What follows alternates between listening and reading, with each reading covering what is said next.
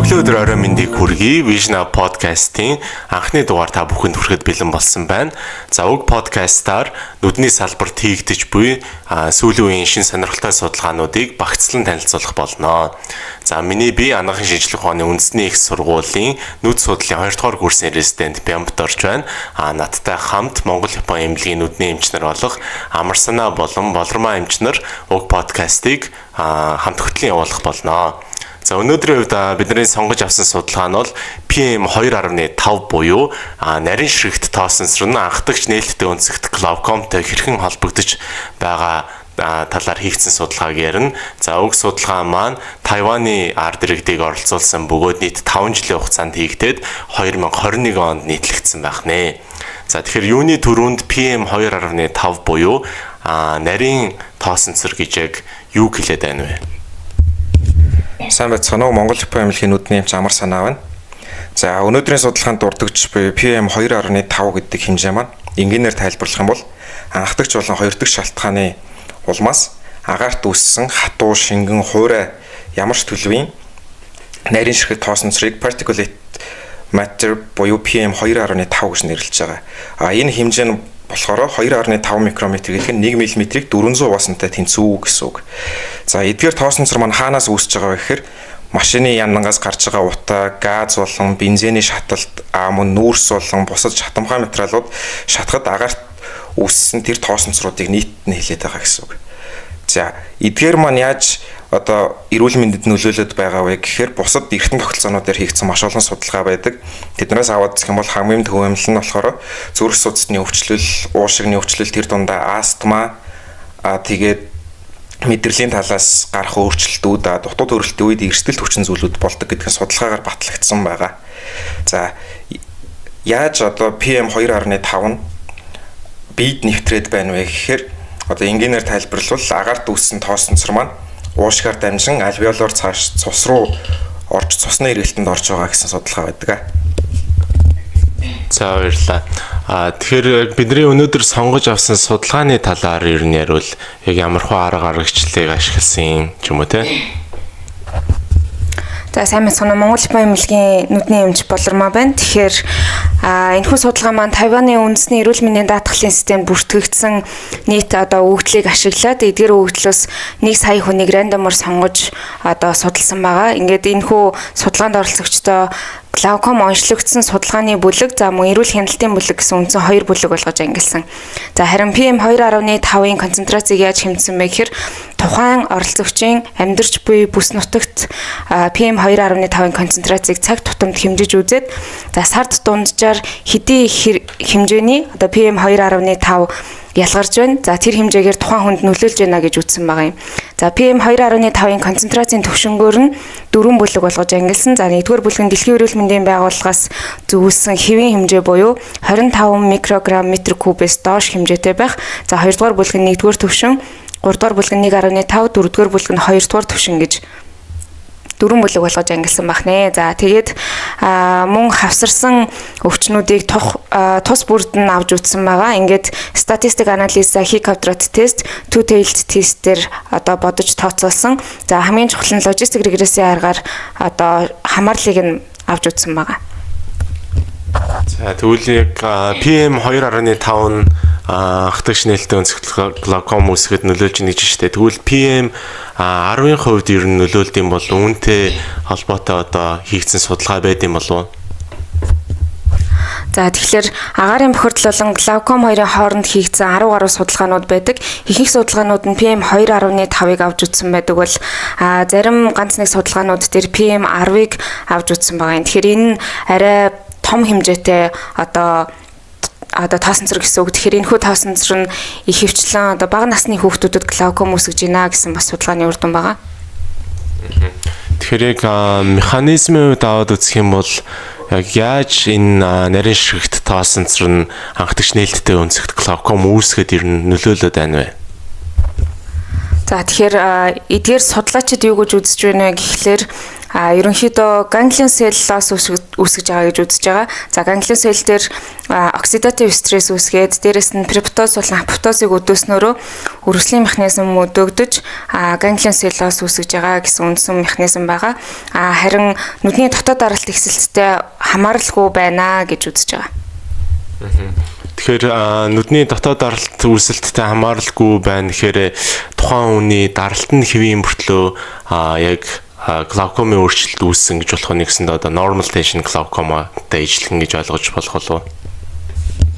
За тэгэхээр яг normal tension glaucoma-ийн хувьд бол ихэвчлэн тусан хангамжтай холбож тайлбарладаг болвол эдгээр судлаачдын хувьд бол 100% энэ механизм одоо батлагдаагүй ч гэсэндээ илүүтэйгээр цусан хангамж гэхээс илүү тухайн хэсэг газарт ganglion cell эсүүд дээр өргөслийн механизм явагдаад апоптоз, преп토з өдөөгдөд байна гэж үзээд байгаа юм. Тэгэхээр normal tension glaucoma-с механизмын хувьд арай өөрөөр тайлбарлагдах болоо гэж үзэж байна. Тэгэхээр судалгааны хувьд болохоор яг glaucom ер нь бол үүсгэж ийн гэж үзэж штэ. Тэгвэл авг нарийн ширхэгт одоо PM2.5 тоосонцор нь нүдэн дээр бусад эмгэг өөрчлөлтүүдийг үүсгэх боломж байд юм болоо. Энэ тал дээр амар санаа амжиж юу гэж бодож байна?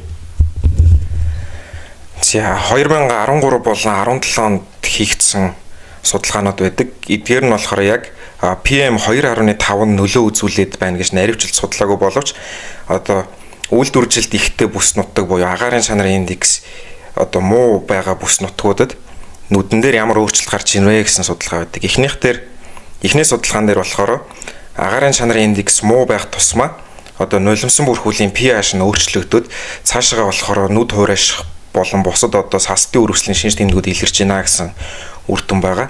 Дараагийн судалгаан дээр болохоор одоо агаарын бохирдол их байх нь болохоор цаашдаа нүдний гадаргуугийн эпителийн эсүүд дээр стресс үүсгэн тэнд болохоор хэсэг газрын өргөсөл болон цаашаа апоптоз үүсгэж өвчлүүлж байна гэсэн тийм судалгаа байгаа.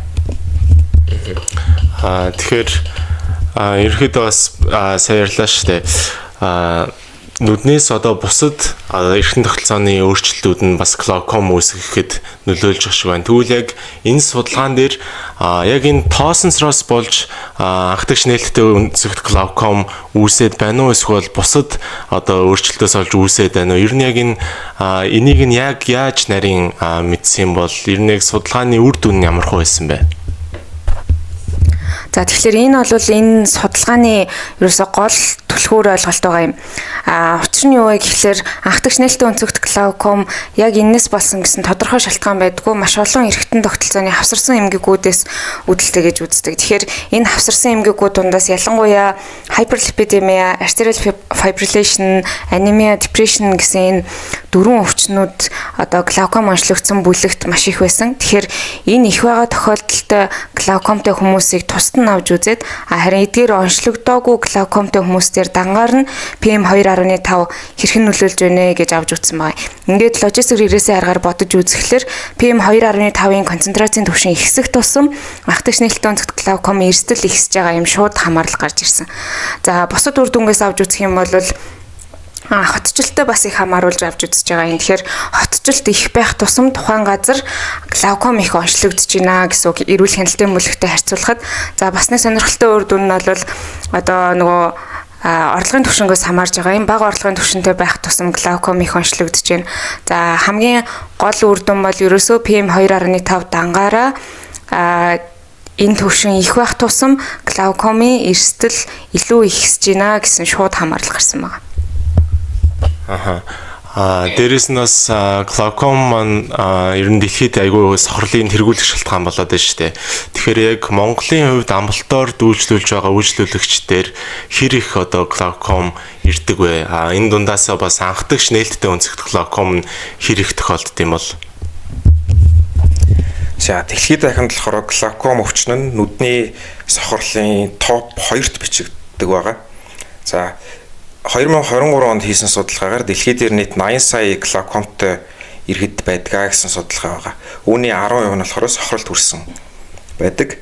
За Монгол улсын хувьд бол одоо Аз популяцид ангилагдж байгаа. Одоо үүн дээр хийгдсэн судалгаагаар болохоор анхдагч нээлттэй өнцөгт глаукомоос илүү анхдагч хаалттай өнцөгт глаукомд хэргүүлэх шалтгаан болдог. Мөн амлалтор дээр ирж байгаа нийт өвчтнүүдийг анзаарахад глаукомын өвчлөл ерөнхийдөө харьцангуй их байдаг. Үүн дээр анхдагч хаалттай өнцөгт глауком, анхдагч нээлттэй өнцөгт глауком зөнхөлдөг. Мөн бусад төрлийн шалтгаантай глаукомууд бас мөн ирдэг. Гэхдээ одоо хамгийн түгээмэл байдаг глаукомууд нь бол анхдагч нээлттэй өнцөгт, хаалттай өнцөгт глаукомууд зөнхөл ирдэг байна. Дээрээс нь сая болормоо эмч маань хэллээ шүү дээ. 8 буюу түүнээс дээш цаг тухайн газар одоо байрлсан хүмүүс гэж бас ярьж байна те. Тэгэхээр уг хүмүүс маань яг тухайн хэсэгт амьдардаг хүмүүс байсан уу? Яг энэ датаг нь яг юун дээр тулгуурлаж гаргасан юм бол судалгаан дээр? Тэгэхээр өмнө дурдсанчлан эрүүл мэндийн даатгалын системд бүртгэлтэй энэ өгөгдлийг ашигласан байгаа. Тэгэхээр тухайн хүн маань хаана оршин сууж байгаа вэ гэдэг харьяалаар нь авч үзсэн гэсэн үг. Одоо жишээ нь нэг дүүрэгт амьдарч байгаа юм бол тухайн дүүргийн одоо агаарт байгаа PM2.5 концентрац хэр их байна вэ гэдгээр нь тухайн хүнд нөлөөлж байна гэдгийг шууд одоо тооцоолсон гэсэн үг. Тэгэхээр бас энэ судалгаан дээр өөрөө бичсэн байлээ шүү дээ тий. Limitation дээр ерөнхийдөө бол яг тухайн газар байгаа үгүйг нь бол мэдэх боломжгүй. Гэхдээ тухайн хүний оршин суугаа хаягаар нь мэдж байгаа болохоор бас нэг талаараа limitation болж байгаа гэж үзсэн мөртлөө энэ нь яг тодорхой хэмжээнд ач холбогдлын үед бол бараг байхгүй гэж үзсэн байсан тий.